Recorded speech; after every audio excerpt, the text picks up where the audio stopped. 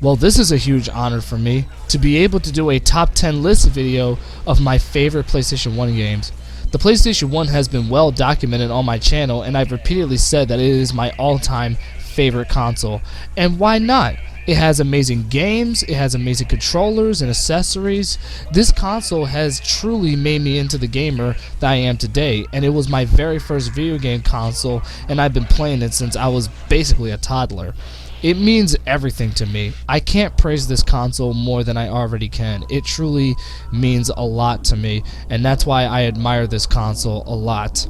But anyway, to be able to do a top 10 list video is such an honor on this channel, and that's what's going to happen. Now, to be fair, my top 10 favorite games on the PlayStation 1 can change every now and then because there's just so many great PlayStation 1 games that sometimes, you know, this list may not be the same if I were to do another top 10 list. So consider this one a temporary kind of list, you know what I mean? So with that being said, we are going to be doing Reptile's top 10 best PlayStation 1 games of all time.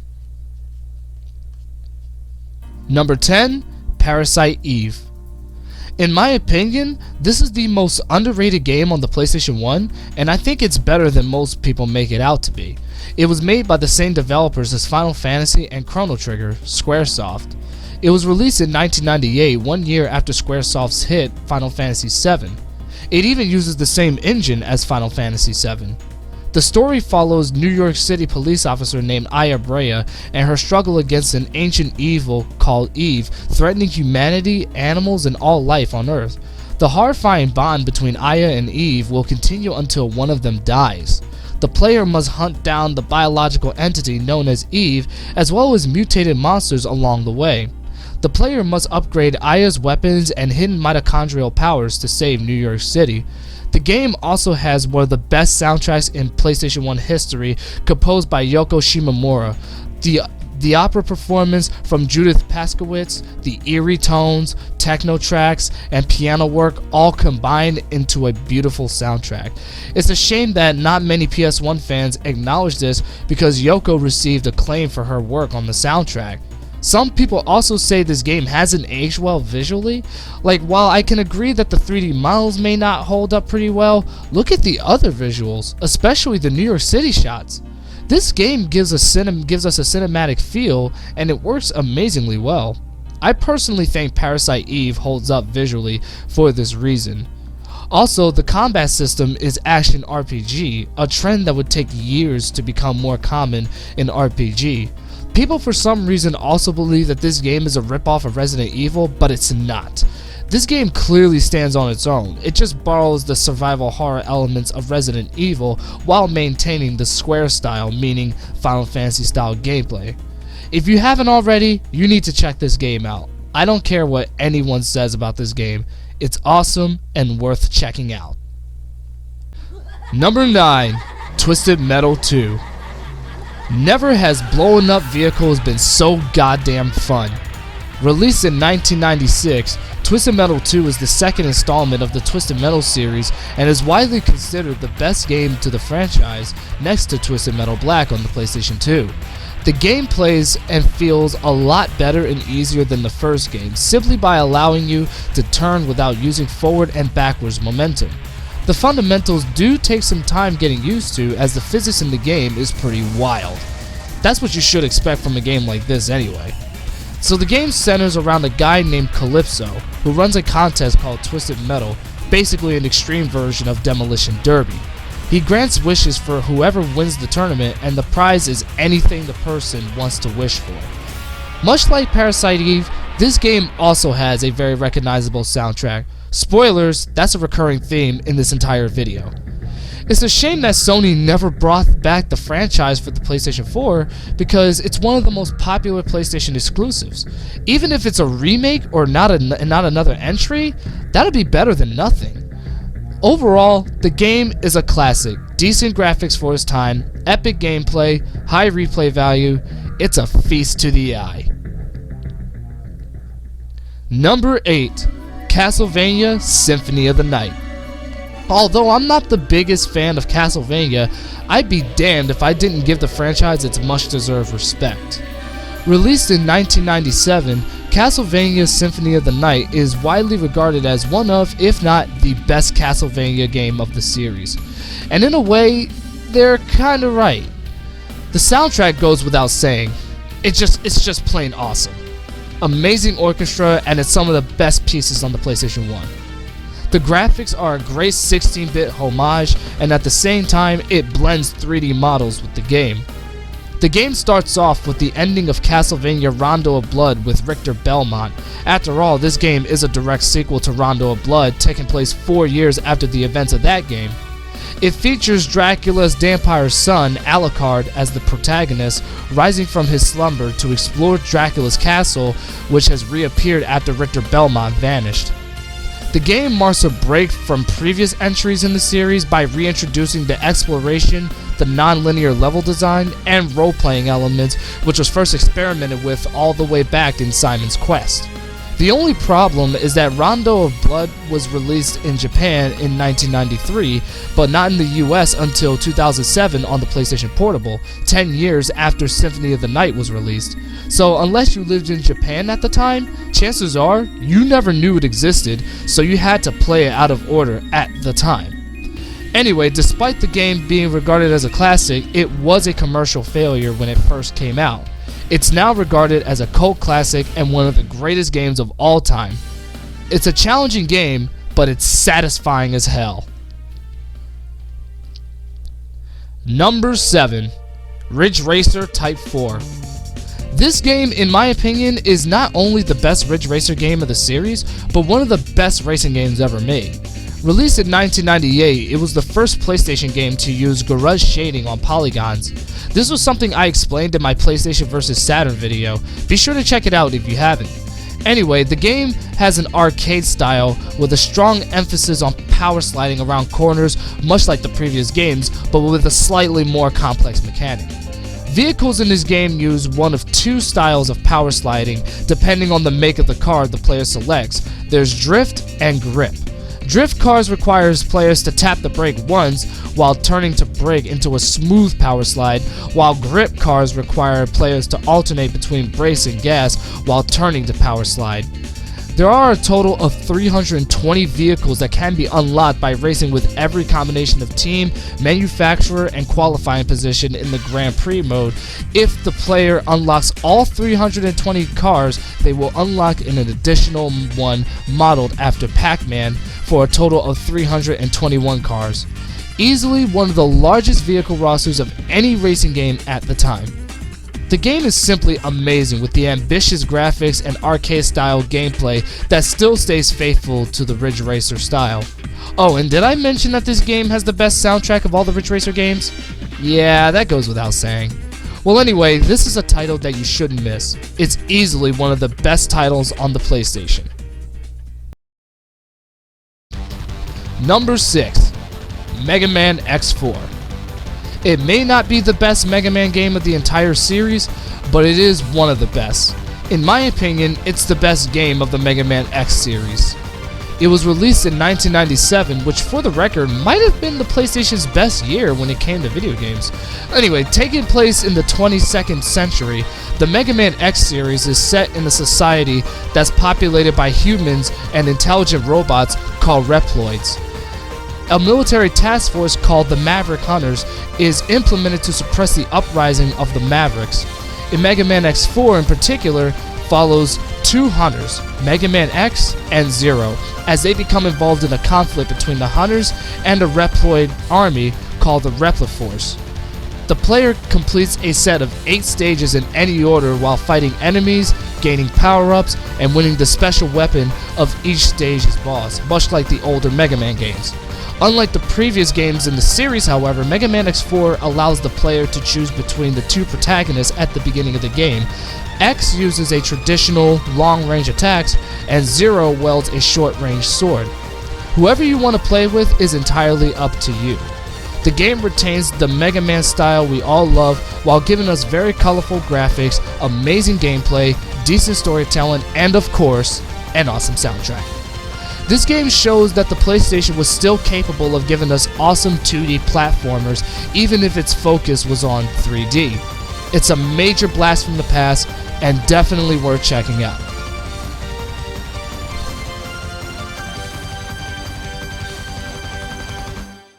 Number 5. Crash Team Racing. Released in 1999, this is a must-have for your PlayStation. I do have one unpopular opinion that's most likely going to cause the dislike bar to rise on this video. I think Crash Team Racing is better than Mario Kart. Now, before you gather your pitchforks, that doesn't mean I don't respect Mario Kart's legendary status in the gaming business, okay? Mario Kart truly did make kart racing into what it is today, and Crash Team Racing owes itself to it. But I think CTR has better challenges to the point where it can become suspenseful. Mario Kart also has great challenges and power-ups to use, and I can still play Mario Kart repeatedly, but Crash Team Racing brings out the most aggressive play style out of any player who touches this game, which makes this game the most fun to play with family and friends. 2 distinct forms of crates are scattered throughout the tracks and arenas of Crash Team Racing. Crates with question marks on them hold power-ups and weapons which can be obtained by driving through and breaking apart said crates. When the player collects a weapon or power-up, it will appear in a box on the top of the screen, and the player can activate the weapon or power-up to wreak havoc on the other racers or supplement the player's own performance. Fruit crates carry Whopper fruits that, when you collect 10 of them, increases the speed of the player's cart and strengthens the player's weapons and power-ups. A crucial maneuver in Crash Team Racing is the power slide. The player executes the slide by holding down one of the shoulder buttons to perform a hop and steering before the cart lands. While sliding, the turbo boost meter on the lower right corner of the screen fills up and goes from green to red, and to get a speed boost, the player quickly has to press the opposite shoulder button while the turbo boost meter is red. The player can execute 3 speed boosts in a row during the power slide, with the third one being the most powerful. As you can see, the game has a more complex learning curve compared to Mario Kart, which makes it more challenging by comparison. It's a fun kart racer for the PlayStation 1, and I recommend it hardcore. Number 4. Resident Evil 2. Released in 1998, this game is arguably the best Resident Evil game of the series next to Resident Evil 4. In terms of survival horror games, this is a can't-miss title for the PlayStation. Sure, the tank controls are outdated, but it doesn't hinder the experience. The gameplay focuses on exploration, puzzles, and combat much like the first game, but the main difference from its predecessor are the branching paths, meaning that each character you play with has unique storylines and obstacles. The story revolves around Leon S. Kennedy and Claire Redfield, who must escape Raccoon City after its citizens are transformed into zombies by a biological weapon, taking place 2 months after the events of the original Resident Evil. I'm not going to spoil the game for those who never played this game before, but all I can say is that you are in for a zombastic surprise. Get it? You see what I did there? Anyway, after finishing the A scenario with one protagonist, a B scenario in which the events are depicted from the other character's perspective is unlocked. The player has the option of starting the A scenario with either of the 2 protagonists, resulting in a total of 4 different scenarios. Actions taken during the first playthrough affect the second. For example, the availability of certain items may be altered, and after each game the player receives a ranking based on the total time taken to complete the scenario and the number of saves and special healing items used, i.e. the first aid spray. Depending on the player's accomplishments, bonus weapons and costumes may be unlocked as a reward. It goes without saying, but this truly is one of the best games ever made. The atmosphere, setting, graphics, audio, scenarios, and overall gameplay, as well as its improvements over the first game, it's no wonder why this game was such a success. It's one of the highest grossing PlayStation 1 games of all time, and even got an amazing remake in 2019, which I playthroughed on my channel. This game is a requirement for your collection. It's bloody, yet satisfying. Number 3, we have a 2-way tie, and it's Final Fantasy VII and Final Fantasy IX. Okay, I'm definitely gonna get hated for this, but listen, it's my video, and honestly, I can't decide which one was better. I love both of them equally and in their own ways. 7 had the best story, while 9 brought the series back to its roots. One thing I do agree on is that the limit break system in 9, known as trance, was horrible. The limit break system in 7 was much better. Even with that, both games have outstanding gameplay that's unique in their own right. First, let's discuss Final Fantasy VII. The game's story revolves around Cloud Strife, a mercenary who joins an eco-terrorist organization known as Avalanche to stop a world-controlling mega-corporation known as Shinra from using the planet's life essence as an energy source. Events send Cloud and his allies in pursuit of Sephiroth, a superhuman who seeks to wound the planet and harness its healing power in order to be reborn as a demigod.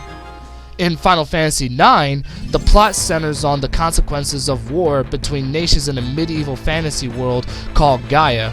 It follows Tatalis bandit Zidane Tribal, who kidnaps Alexandrian princess Garnet Till Alexandrios XVII as part of a gambit by the neighboring nation of Limblum run by Regent Cid. He joins Garnet and a growing cast of characters on a quest to take down her mother, Queen Brani of Alexandria, who started the war. The plot then shifts when we learn that Brani is a pawn of a more menacing threat, the main antagonist, Kuja, who shares a mysterious history with Zidane. In Final Fantasy VII, the player uses a system known as Materia as magic, and there are many types. There's magic, command, summon, and support materia. You can level them up throughout the game, and the best way to do so is running into battles at random or by doing side quests. In Final Fantasy IX, each character has a specific class, much like the classic games. For Zidane, his class is Thief, and therefore his abilities match that of a thief. This also applies to other characters who can also learn abilities of their own. One thing that Final Fantasy IX has over Final Fantasy VII is that much like the older Final Fantasy games, there's 4 characters in your party. The bottom line is, both games are among the best ever made, with superb gameplay, character development, great storylines, and visual representation. Number 2. Tekken 3. I've repeatedly praised the crap out of this game. I previously reviewed this game on my channel, and be sure to check out that review if you haven't. Now allow me to summarize what I said in that video. This game was released in 1997 for the arcades and 1998 for the PlayStation 1. The fighting system has a new element of depth compared to its predecessor, Tekken 2. It utilizes the third axis, which allows all characters to sidestep in and out of the background, and it toned down the jumping to a more realistic height.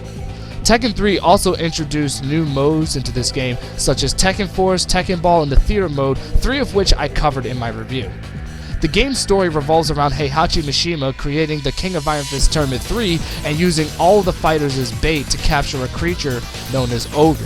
The game's protagonist, Jin Kazama, has a score to settle with Ogre, as he is responsible for the disappearance of Jin's mother, Jun Kazama. Jin is then trained by Heihachi and prepares for the fight ahead.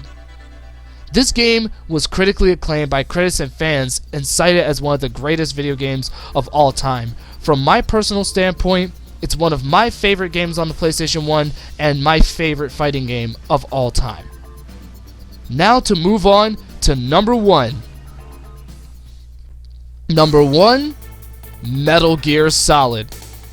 The GOAT of video games. The most important of all video games. The greatest work of art created by video game legend Hideo Kojima. Released in 1998, it's the 3rd title of the Metal Gear franchise, and it's right next to Metal Gear Solid 3 Snake Eater as the best in the series. The game follows Solid Snake, a soldier who infiltrates a nuclear weapons facility to neutralize a terrorist threat from Foxhound, a renegade special forces unit. Snake must liberate 2 hostages, the head of DARPA and the president of a major arms manufacturer, confront the terrorists, and stop them from launching a nuclear strike. The cinematic cutscenes were rendered using the in-game engine and graphics, and voice acting was used throughout the game. And let me say right now that this game is the most visually impressive PlayStation 1 game I have ever seen. The cinematic elements add to the enjoyability of the game. The voice acting is incredible, the best out of any PlayStation 1 game. The performances of David Hayter's Solid Snake, Cam Clark's Liquid Snake, Jennifer Holli's Naomi Hunter, Kim My Guess's Mei Ling, Patrick Zimmerman's Revolver Ocelot, Christopher Randolph's Otacon, Debbie Mae West's Meryl, and Paul Eading's Roy Campbell have become legendary. Much like the first two games, the player has to remain stealth. However, the game introduces the Soliton radar, where the player can see where the enemies are facing and their field of vision. Throughout the game, you can acquire a ton of weapons like a FAMAS, Stinger, remote control missiles, and grenades. Snake can also make use of many items and gadgets such as infrared goggles and a cardboard box disguise. The emphasis on stealth promotes a less violent form of gameplay, as fights against large groups of enemies will often result in severe damage to Snake. In this case, you can use rations to heal yourself. Everything about this game is damn near perfect. It played a major role in popularizing the stealth genre, and Metal Gear's cinematic style continues to influence modern action games to this day, such as Call of Duty. The amazing storyline, gameplay, music, graphics, and overall presentation are just breathtaking.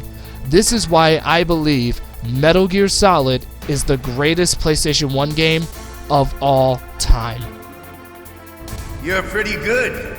That is about everything I have to say for this video. Now keep in mind that everything I said in this video was my opinion, not from an official list or anything. This is based on my nostalgia that I've had with some of these games. Well, actually with pretty much all of these games.